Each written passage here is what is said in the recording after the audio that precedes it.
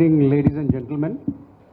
I welcome you to this special press briefing by Secretary East, Shri Rudren Tandon, Secretary in the Ministry of External Affairs.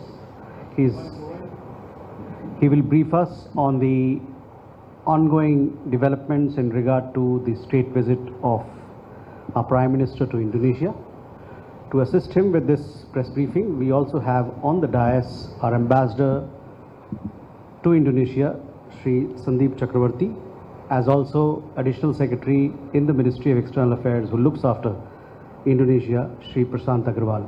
With that, I hand over the floor to Secretary East to make his initial remarks on the ongoing visit. Sir, the floor is yours. Thank you. Good evening. Well, all the principal official engagements of the Prime Minister were concluded today.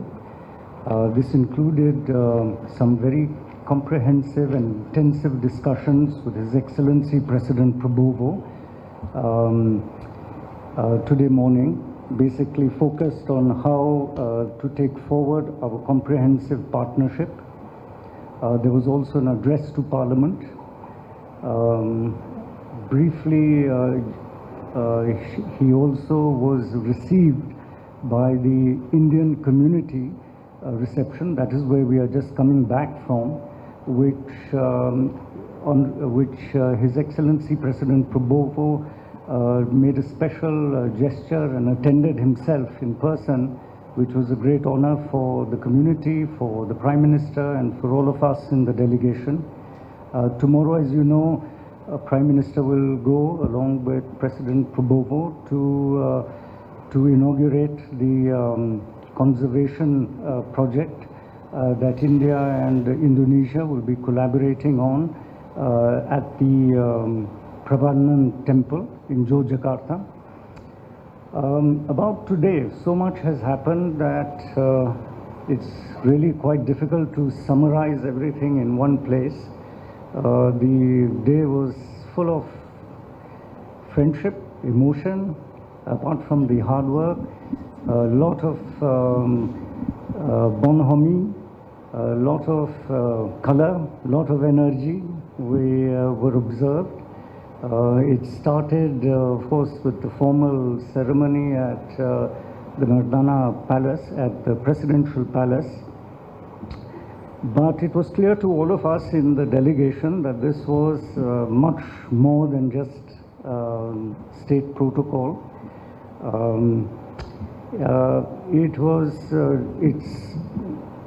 It's difficult to describe it in its entirety because there were the presence of young children welcoming the Prime Minister. Created an ambience in that entire formal protocol setup that the Prime Minister, as he commented, goes back with really warm memories of this. I'm sorry that I cannot be more articulate because it was quite an unusual state visit welcome. And I think both the Prime Minister as well as his delegation were really overwhelmed by this warmth that was displayed by the President personally and of course by the Indonesian children who were present at that ceremony. But coming to the work part, the Prime Minister and President Prabowo had discussions both in a restricted format and in delegation levels. Some discussions also took place during the banquet lunch where they were sitting together. On the margins of these talks, several bilateral agreements have been concluded. There are so many that I'm not going to list them all out because they've been shared with you as part of the press release. Suffice it to say that since President Prabowo visited India last year, during our Republic Day celebrations, to now, a lot of work has happened, and the discussions today, some part of it represented a culmination of of decisions that were taken in his last visit, but the focus now was on what the forward-looking agenda will be for our comprehensive partnership across all the 6 main areas that characterize our bilateral relations, starting from security and defense, maritime cooperation, the area of developing the people-to-people civilizational connect, the decision to actively share each other's development experience, because we are both very large countries. Our governments are involved in development work, getting our populations who are, who are afflicted by poverty out and giving them better quality of life. So there was a lot of exchange on that. There was also discussions on how India and Indonesia could collaborate at the international level to strengthen the voice of Global South, working at the UN, working in new formats like the BRICS, which have become very important in the changing global environment. In fact, the Prime Minister described this new vision for the collaboration between India and Indonesia in a speech to the Parliament, and he invited the Indonesian parliamentarians to share in the process of what he termed as the Ganga Mahakam vision for India-Indonesia's comprehensive strategic partnership over the next 25 years, to describe the type of work that must be undertaken going forward. Coming to more specifics, the discussions on defense and security were fairly significant. As you know, we already have a fairly comprehensive defense collaboration going on, but mainly restricted to cooperation activities between our militaries. So in today's discussions, there was a focus on how we can upgrade that to include collaboration between our defense industries. As you know, Indian defense industry have acquired a fair amount of maturity and technological sophistication in certain areas which are of interest to the Indonesian side. So there were discussions on how we could now create the framework within which our defense companies can start collaboration with each other and bring the defense industries closer to each other. In this regard, there was discussions on shipping, there were discussions on weapon systems, there were discussions on, I think for that suffices. Then we also spoke about cooperation in the missile domain. So, and expanding cooperation in this area was also discussed as part of the collaboration between our industries. Naturally, these are commercial matters, so it's not something that's discussed in its commercial details. I know there's a considerable amount of interest on that. In the maritime cooperation domain, you will recall that when Prime Minister visited Indonesia in 2018, both countries had unveiled a shared vision on maritime cooperation. So there were discussions on taking that vision forward. The vision of 2018 actually covers all areas of maritime cooperation. So in today's discussions, there was a discussion on how we could collaborate in the area of expanding our mutual maritime domain awareness. In this regard, we are very pleased to know that the decision has been taken for Indonesia to place a liaison officer in the Indian Ocean Region Fusion Center in Gurugram in India.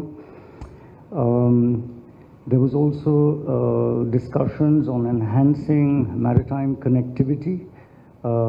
As the Prime Minister remarked, our capitals may be separated by thousands of kilometers, but we are maritime neighbors. There's a difference. There's a distance of 150 kilometers between two of our islands in Andaman Nicobar and the closest island in Indonesia. There was a discussion on enhancing collaboration between our coast guards. In fact, on the sidelines of these discussions, an MOU has been signed to renew the collaboration activities between our coast guards. There was also interest expressed by the Indonesian side in the Great Nicobar Island project that India is doing, and we evinced interest. I mean, the Prime Minister evinced interest in the development of Sabang port as well. If you recall, in 2018, when the shared vision was brought out, both sides had established a joint task force. So the discussions talked about taking forward that process. Already 2 meetings have taken place, and we hope that a third meeting will take place shortly this year. The Prime Minister and the President also discussed how to expand our economic collaboration. As you know, we have set a goal for ourselves. Currently, bilateral trade is at around $25 billion, which doesn't reflect the size of our economies, the size of our markets. So discussions centered around taking forward cooperation in areas such as critical minerals, in joining our innovation ecosystems, in getting our digital infrastructure to collaborate, so that, you know, there was a discussion on how to link our payment systems, our digital payment systems, to the Indonesian payment systems. There were discussions on expanding cooperation in the pharmaceutical industry in that area. As you know, India is known as the pharmacy of the world. Indonesia has an elaborate public health system that requires high quality drugs at low prices. So this was identified as a potential area of collaboration. There were other areas like food processing. We talked about mining, critical minerals.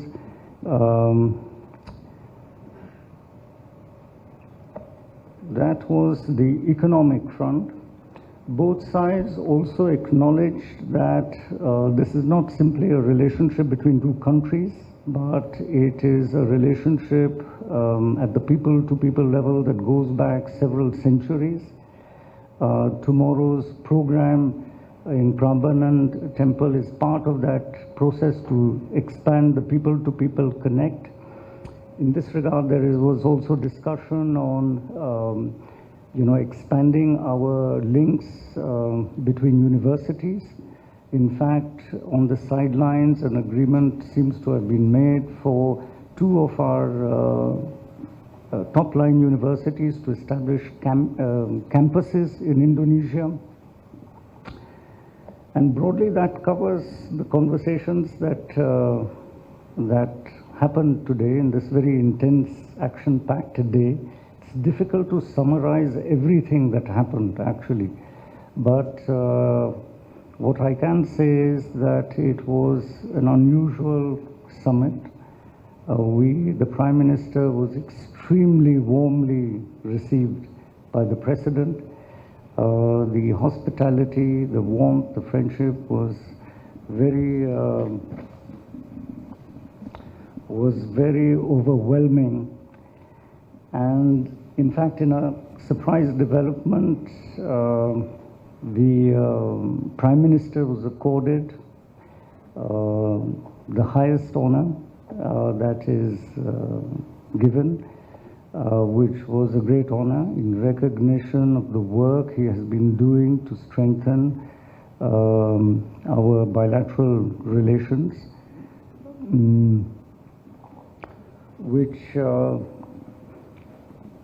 and also, of course, the gestures of the fighter jets receiving him as he entered Indonesian airspace, and the special gesture by President Prabowo for receiving him personally at the airport. Taken together, it was quite an overwhelming visit. Of course, a lot of work has happened, but it was the atmosphere which I've not been able to capture appropriately, but it is certainly an unusual and an excellent visit from our side. Are there any questions? Sandeep, would you like to add something, or we can take questions? We should take questions. Okay. So we now open the floor for questions. Please introduce yourself and please keep your questions focused on the visit. So we go here. Yeah, the mic will come to you. My name is Jayanti from the Jakarta Globe. I would like to ask about the BrahMos contract that was announced during the visit. May we know the value of the contract and how many units has Indonesia bought? Thank you. Okay. Take one more. Okay. You had a question there? Yeah, please. So, yes, my name is Natsumi Kawasaki from Nikkei Asia. Related to this BrahMos supply, when are the actual missiles are going to be supplied to Indonesia? Thank you. Okay, let me answer. Hello, I'm Reza from Nikkei Asia. I want to ask two questions. Maybe what kind of cooperation will take place between the National Mineral Company or Perminas and the Midwest Group? Our research ministry this afternoon said that both companies have a plan to build a factory and industrial facility in Indonesia. Can you elaborate the plan and the specific structure of or scope of their partnership? Thank you. Okay, let me answer the defense questions first. Yes, BrahMos was discussed. It is an important part of the industry-to-industry collaboration that the two leaders are trying to develop, taking our defense cooperation relationship to the next level. However, commercial agreements are not really discussed at the highest levels. Those are left for the companies to sort out. But I can tell you that it is an important area of collaboration, and there were extensive discussions on that. Insofar as mining, again, as I said, that leaders, when they sit down, they don't discuss the details of commercial agreement. Suffice it to say that this is an important area of our economic collaboration and falls under the comprehensive strategic partnership, because mining and critical minerals have become a very important issue for both countries. We have a great demand. We have an industry that is capable of investing. Indonesia has considerable resources in this area, and this is a basis for a very close economic collaboration in this area. Sandeep, you want to say? Just adding to what Secretary said in the Midwest Perminas discussion, the idea is to take advantage of the heavy rare earths that are available in Indonesia, and there will be a project in Indonesia along with technology transfer, develop technology in India and make rare earth magnets in Indonesia for the global market. So that is the understanding. And now in subsequent contracts, the whole project will unfold. But there is a broad understanding of what they want to do. And recently a Perminas delegation visited India, and they saw firsthand our capabilities. And it is a technology transfer come co-design, co-build installation in Indonesia. So the beginning has been made. Okay, we have a question there. Okay, hello, my name is Kuntum from State News Agency Ansara. Excellencies, During the bilateral meeting with the President Prabowo, Prime Minister has expressed his support for the digital payment system integration among UPI and Indonesia system CRIS. Could you provide us more details on the specific step and also the initiative that India will take to realize this plan? Thank you. I'll take that question. You see, discussions between UPI and the 4 Indonesian switches and Bank Indonesia are going on. The technical discussions are going on, and we hope to conclude the discussions and the technology integration very soon. So this is work in progress at a very advanced stage, and since both the leaders have expressed interest that we quickly do it, I'm sure the message has gone out to people who are negotiating it to quickly conclude those negotiations, and I'm hopeful that by the end of the year we will find integration between CRIS and UPI.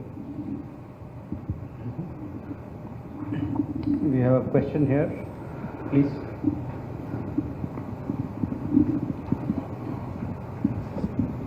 Good evening, Mr. Secretary. My name is Danny from Japanese newspaper, the Yomiuri Shimbun. In regards to the agreements on BrahMos and the air-to-air missiles that were announced today, could you further elaborate on the benefits of these defense agreements, cooperations between for Indonesia and India? Thank you. Okay. We have questions there. Sudhakar?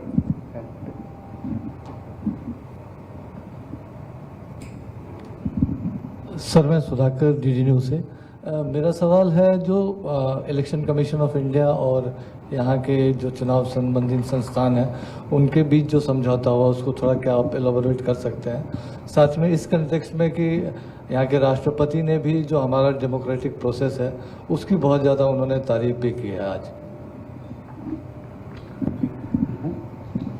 So I'll take the first question. For the details of the MOU between the election commissions, I'll give it to the ambassador. So the benefits, of course, we are both developing countries. We have decided that we will collaborate with each other to help each other. This is part of defense collaboration, is very much part of the comprehensive strategic partnership that we have. The areas you referred to, the BrahMos and the air-to-air missiles, are the areas that are new in our collaboration. And the benefits are obvious, that we are, self-sufficient. We develop our own capabilities based on systems that we own, we possess. So the benefit is for both countries. Now, in terms of the election commission, you can give details of election commission जो Indonesian election commission और भारतीय election commission में काफ़ी दिनों से एक बहुत गहरा संबंध चलता आ रहा है, और भारतीय इलेक्शंस को देखने के लिए ऑब्जर्वर के रूप में इंडोनेशियन इलेक्शन कमीशन के कमिश्नर्स जाते रहे हैं और दोनों में आदान प्रदान रहा है. अभी का जो एमओयू है उसमें हम लोग ये देख रहे हैं कि किस तरीके से इलेक्शन मैनेजमेंट और टेक्नोलॉजी का प्रयोग हो सकता है. तो इसमें काफ़ी रुचि दिखाई गई है इंडोनेशियन साइड से, लेकिन अभी कुछ कहना प्रीमेच्योर है क्योंकि वो टेक्नोलॉजी कोऑपरेशन क्या रूप लेगी वो दोनों इलेक्शन कमीशन मिलके बैठ के डिसाइड करेगी. लेकिन मुझे काफ़ी ऑप्टिमिस्टिक हूँ, काफ़ी आशावादी हूँ कि ये जो कोऑपरेशन है ये टेक्नोलॉजी के क्षेत्र में काफ़ी आगे बढ़ सकता है. We have two questions there. Yes, please. Sir, मेरा नाम आंचल गुलाटी है, डीडी न्यूज़ से. सर, मैं ये जानना चाहती हूँ कि जिस तरह से प्रेस स्टेटमेंट, जो जॉइंट प्रेस स्टेटमेंट था उसमें अनाउंसमेंट किया गया है कि IIM बैंगलोर अपना यहाँ पर एक सेंटर खोलने वाला है, किस तरह से जो ये अक्रॉस आसियान रीजन जो तमाम युवा हैं उसको लाभान्वित करेगा और 5 क्रिटिकल एरियाज़ क्या है जिस पर फोकस करता हुआ नजर आएगा. Thank you sir. We also have a question there. Yeah. So this is Deepika from DD India. Can you tell us more about the Ganga Mahakam vision, and especially considering the fact that the year 2045 and 2047 are respectively very important, and currently the year 2026 is being observed as the year of maritime cooperation between India and ASEAN?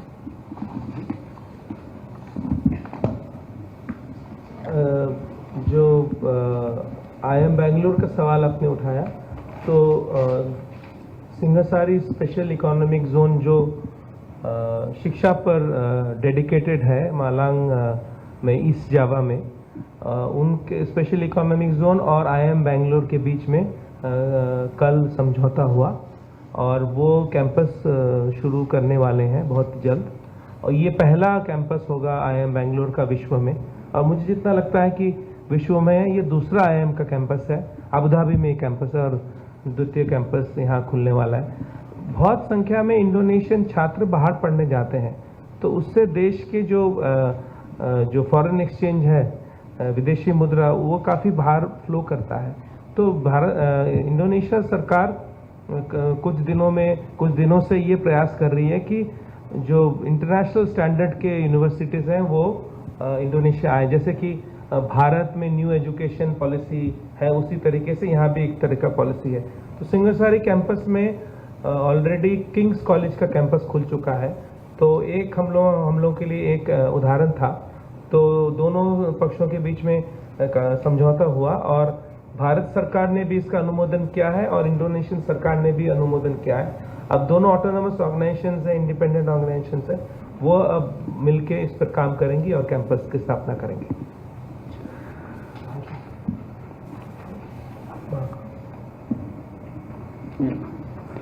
So the Ganga Mahakam vision for the relationship, we've been working on the bilateral relationship now very aggressively since 2018. So what the Prime Minister was trying to do was give it a kind of structure, and he announced, he described what we are doing and told the parliamentarians that we need to now not rest on what we have achieved so far, but to take it to the next level. In that, he said we have to redouble our efforts in the following 5 areas. In defense and security, we all know that the world is changing around us. India and Indonesia are large countries. We can no longer afford to be dependent on others for our security and for the security of our people. So that was one important pillar of this vision. The second was the maritime cooperation domain. It's not a new area, but we wanted to take it to the next level. In that connection, the Prime Minister pointed out that we are not, our capitals may be very far, but we are actually maritime neighbors, and we have to work very fast to build that maritime connect in all its aspects. So from connectivity to building ships, to exchanging, to developing the connect, the people-to-people connect. In fact, in this context, he spoke about Indonesia participating in the largest maritime museum in Lothal that is under development. And there is a lot of evidence to show that our maritime links go back into antiquity. The third pillar was to recognize the fact that our links are not just as modern nations over the last 75 years, but these are links that go back several centuries. And to develop that and center around the connect between people, so we need to further develop the connections between the people-to-people connect as we use it frequently. In that connection, they spoke about promoting education. The ambassador spoke about the establishment of a campus. There are other initiatives as well to the Nalanda University linkage that existed in antiquity and has now come back. The new campus to the Nalanda University has been created, so to develop a connect with that. So there was a whole series of people-to-people connect issues that were discussed under this third pillar. The fourth was development. India has the vision under the Prime Minister for Viksit Bharat in 2047. Here the President has the vision of EMAS, a developed Indonesia or EMAS Vision 2045. And the fact is that we have much to learn from each other's development cooperation. In fact, President Prabowo said that he was copying a lot of the initiatives that the Prime Minister has been taking in the development sphere, because they apparently seem to work. There was also a joke about the fact that there was no copyright on it, so there were no royalties to be paid. But there is much to be exchanged in the development field, because we are both countries with large populations, with aspirations to be developed and based on our own strengths. So that was the fourth pillar that he spoke about. And then the fifth pillar was intense collaboration at the international level to strengthen the voice of the global South.